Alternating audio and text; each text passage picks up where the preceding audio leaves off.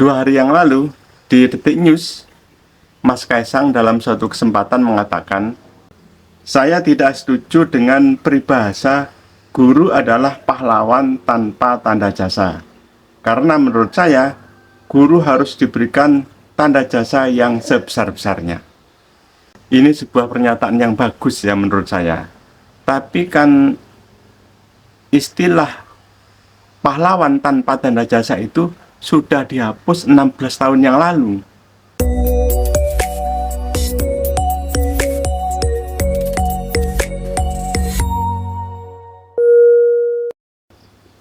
Assalamualaikum, salam sejahtera.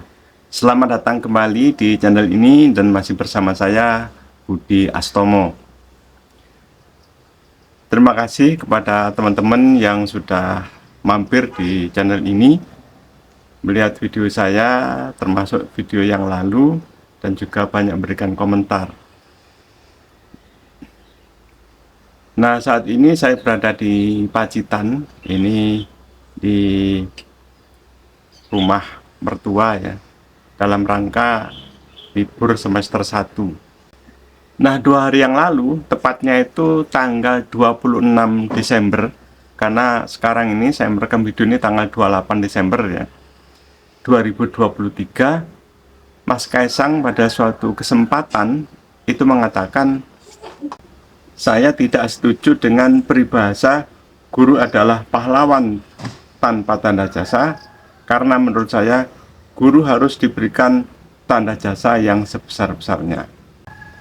Istilah pahlawan tanpa tanda jasa itu ada di lagu Himne Guru. Kalau kita nyanyikan itu kan mulai dari "Terpujilah engkau wahai ibu bapak guru" dan seterusnya sampai bagian akhir, "Engkau patriot pahlawan bangsa tanpa tanda jasa." Nah, itu lagu Himne Guru yang mungkin hampir semua orang itu hafal, karena dulu waktu sekolah pasti diajarkan. Memang dengan kalimat ini, pahlawan tanpa tanda jasa itu, profesi guru itu kan sepertinya tidak penting, secara ekonomi juga kurang sejahtera. Bahkan dulu ada lagu dari Iwan Fals ya, yaitu Umar Bakri. Umar Bakri, Umar Bakri, kira-kira gitu, yang diidentikan kalau guru ya pada waktu itu menggunakan sepeda ontel gitu. Tapi itu kan dulu, sekarang sudah berbeda. Sejak tahun 2007, 16 tahun yang lalu, Kementerian Pendidikan dan PGRI itu merubah lirik lagu Himne Guru yang awalnya itu "Engkau patriot pahlawan bangsa tanpa tanda jasa." Nah, itu diubah menjadi "Engkau patriot pahlawan bangsa pembangun insan cendekia."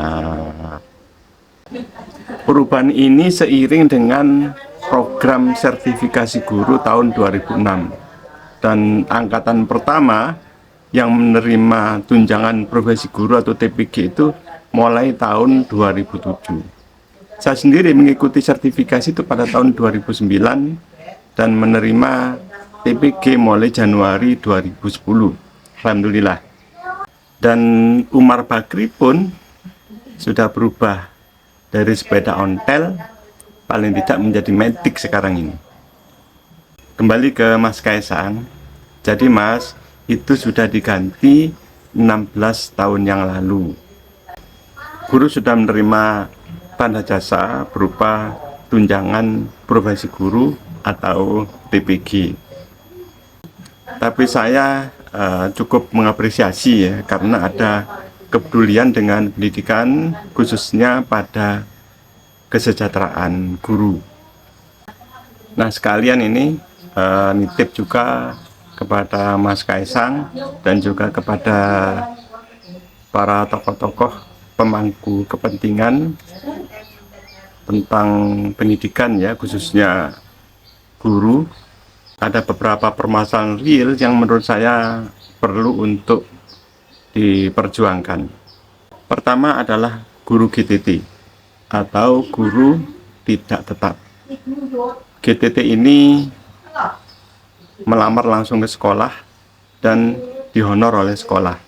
Sekolah menghonor GTT ini menggunakan dana BOS, dan tentu dana BOS itu terbatas dan juga ada batasan-batasan ya dari aturan BOS itu untuk memberi honor kepada GTT, sehingga honornya itu masih kecil menurut saya.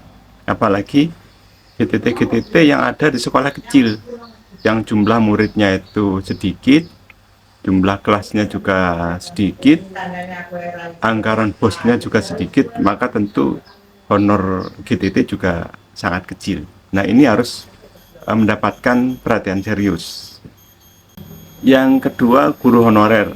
Ini masih lumayan dibandingkan dengan GTT, karena guru honorer ini dihonor oleh pemerintah daerah. Dan banyak guru honorer itu yang juga sudah menerima tunjangan profesi guru. Cuma dibandingkan dengan P3K dan PNS tentu masih kecil. Guru honorer itu ada yang sudah mengabdi puluhan tahun, termasuk GTT juga ada yang sudah beberapa tahun. Jadi menurut saya harapannya ke depan itu adalah bagaimana guru honorer dan GTT itu mendapatkan prioritas untuk diangkat menjadi P3K, karena jasa mereka dalam mencerdaskan anak bangsa ini cukup signifikan. Ketiga adalah tunjangan profesi guru atau TPG itu sendiri, di mana selama ini TPG itu cairnya sering terlambat ya. Jadi misalnya pada triwulan 3 itu bulan Juli, Agustus, September, yang mestinya cairnya itu paling lambat bulan September, tapi faktanya cair pada awal Desember. Sedangkan triwulan 4, Oktober, November, dan Desember itu sampai sekarang ya, tanggal 28 Desember itu masih belum cair.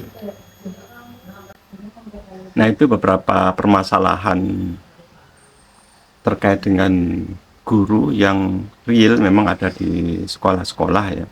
Mudah-mudahan ini menjadi pembahasan yang serius dari pemangku kepentingan, terutama pada tahun politik 2024 ini. Nah, kembali kepada Mas Kaisang tadi, lebih lanjut Mas Kaisang itu mengatakan, dan itu harus diikuti dengan kesejahteraan yang cukup untuk para guru, sehingga para guru tidak perlu mencari pekerjaan kedua atau ketiga. Mungkin masih ada guru yang nyambi menjadi ojol atau juga nyambi dengan pekerjaan-pekerjaan lain. Nah, harapannya kalau guru itu sejahtera, maka bisa fokus mengajar atau mendidik anak-anak itu. Atau mungkin seperti saya ini ya, guru nyambi jadi YouTuber. Tapi sebenarnya saya menjadi YouTuber ini ya karena panggilan profesi. Jadi waktu itu saya membuat video-video vlog itu untuk mendokumentasikan kegiatan saya. Kemudian ada lomba video pembelajaran, lomba praktek baik pembelajaran yang diadakan oleh Kemdikbud ya. Kemudian saya mengikuti dengan cara membuat video pembelajaran saya. Nah, sejak saat itu kemudian saya terus membuat video-video pembelajaran, video-video yang berkaitan dengan pendidikan. Kalau ayah saya dulu, ya karena ayah saya itu kan seorang guru SD ya, jadi waktu itu masih belum ada TPG. Ayah saya itu bisa membiayai saya sampai kuliah itu karena beliau sambil nyambi menjadi petani. Jadi pagi itu mengajar di sekolah sampai siang, kemudian siang itu pulang sekolah langsung ke ladang bertani. Kembali ke Mas Kaisang, terima kasih Mas Kaisang sudah mengangkat tema ini tentang guru, dan mudah-mudahan guru ke depan menjadi profesi yang penting yang dicari oleh generasi muda dan bisa berkontribusi terhadap Indonesia Emas tahun 2045. Oke, begitu teman-teman untuk video kali ini. Semoga di tahun politik 2024 yang tinggal beberapa hari lagi ini, permasalahan-permasalahan guru mendapatkan perhatian secara khusus sehingga dapat meningkatkan kualitas pendidikan di Indonesia.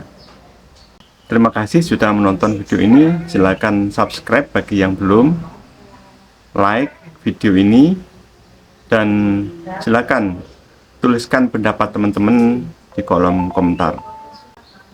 Wassalamualaikum, salam sejahtera.